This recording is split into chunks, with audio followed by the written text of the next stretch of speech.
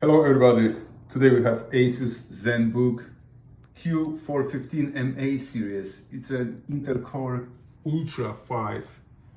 Let's take it apart, let's see what we can fix, replace or upgrade. So first unscrew all the screws on the bottom. I use Torx T4 screwdriver. I already did all the screws to save the time. Last one is here. So now separate the bottom case from the palmrest. So find a gap where you can put your tool in and use only plastic tool, otherwise you can scratch the other parts.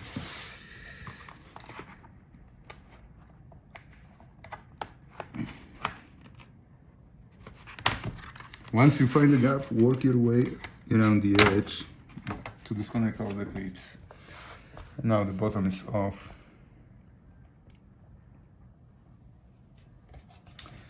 Now we can see all the internal components. So start with disconnecting the battery. Slide that clip down and now we can disconnect it. Now take out the screws. For this job you will need a regular Phillips screwdriver.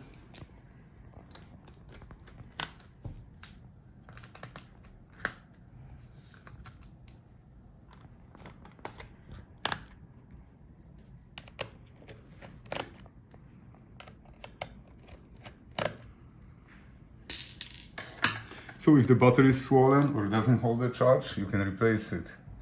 Here we have the model number for the battery.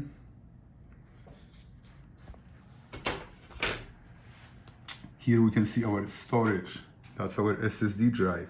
So if your laptop doesn't boot and tells you no boot device, or you would like to upgrade storage to the bigger one, that's how you can do it. Unscrew, take it out, and that's the NVMe SSD drive. Now let's check out, that's our Wi-Fi card. Unfortunately, it is soldered to the motherboard. So if the Wi-Fi doesn't work, you have to buy the new motherboard. Okay, now let's take a look at the speakers. Very often if the sound is bad, you would like to replace your speakers. So just disconnect it from the motherboard. Speaker cable is routed under the Wi-Fi cable, so you have to take it out.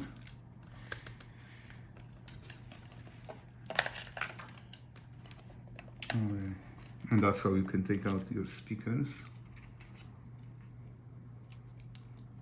Here we have the part number.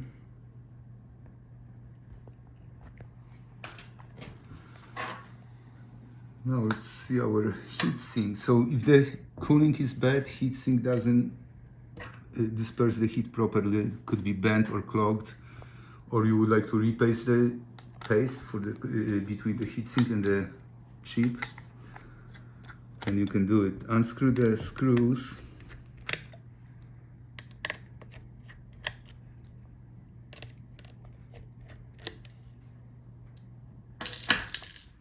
Now gently lift the heatsink.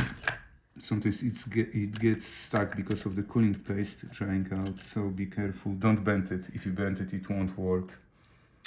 Here we have the part number. So now let's take out the fan. So if the fan doesn't spin, or it's clogged with hair, or it's making grinding noise, you can replace it. So unscrew these screws and unplug it from the motherboard. And that's our part number. Here we can see our I/O board with our USB port. So if that port doesn't work, that's on the left side of your laptop, then you can replace this board. The board is covered by the hinges for the screen, so we have to unscrew the hinges. And I will unscrew the opposite hinge as well, because later we will be taking off the screen.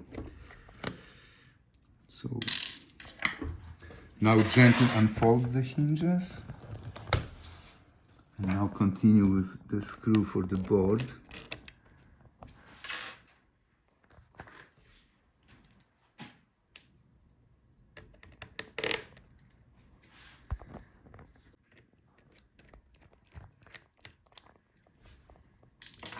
Now unplug it from the motherboard. And this is how you can take it out. So that's our USB board.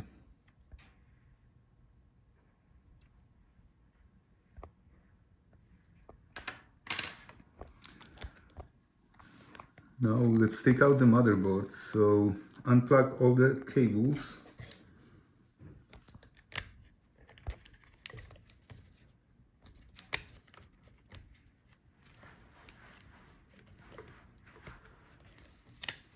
That's our keyboard cable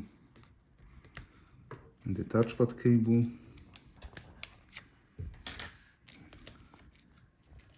Now take out all the remaining screws for the motherboard.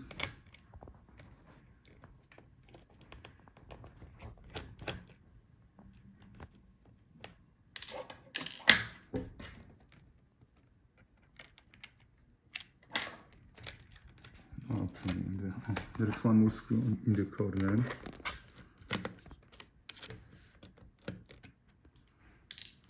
Now we can take the motherboard out. That's our processor. It's soldered to the motherboard, so if this doesn't work, you have to replace the whole motherboard.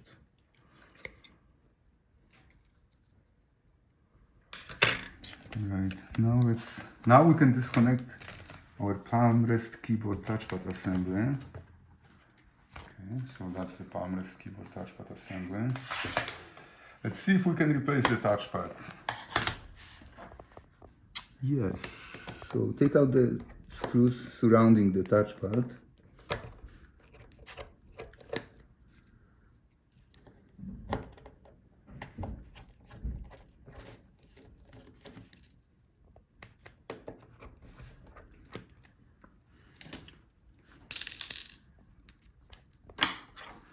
Under that stripe there should be more screws, so let's check it.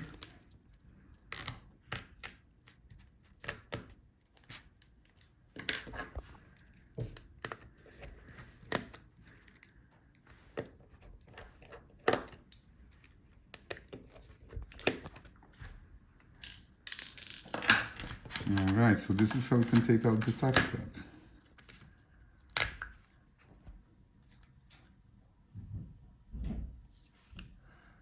Look for the part numbers on those white stickers. Now, let's see the keyboard. Unfortunately, the keyboard looks like it's riveted to the Palmrest, so if it doesn't work, you have to buy the whole Palmrest keyboard assembly. Here we have the part number.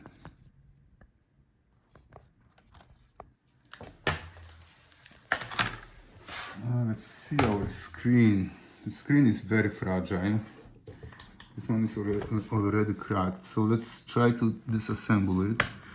Slide this clutch cover to the left. Now we can see all the internal components. So let's take out the hinges.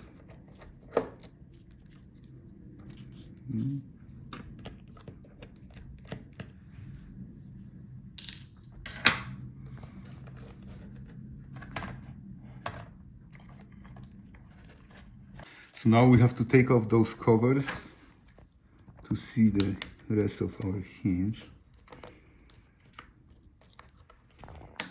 Okay, that cover looks like that's one strip. So gently wiggle that strip and you should be able to disconnect all the clips. Okay, so that's our bottom strip.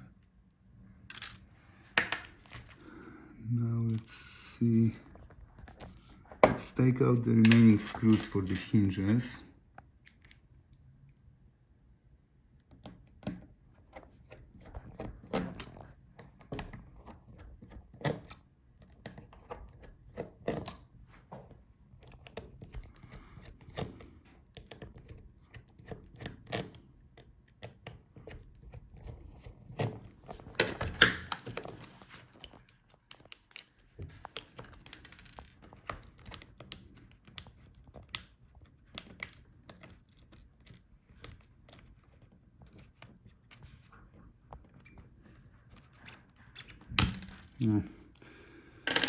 Yeah, so as you can see, it's very hard to not break the actual screen. This one was already broken, so it's okay. I'm trying to see how we can pull it out. Let's see if that's a pull tab. No.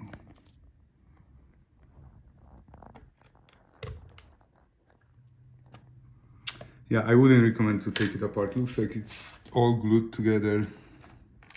So probably just look for the whole assembly like this on eBay. Or check gatlaptopparts.com. Thank you guys for watching. See you in the next video.